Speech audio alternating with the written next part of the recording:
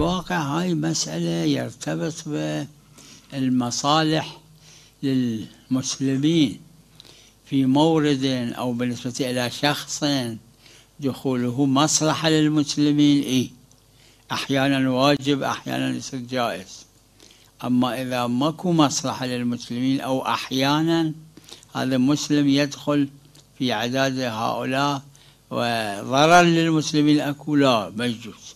يعني الأفراد يختلفون، الموارد تختلف حسب تشخيص كل شخص، إذا هو يقدر يشخص حسب تشخيصه.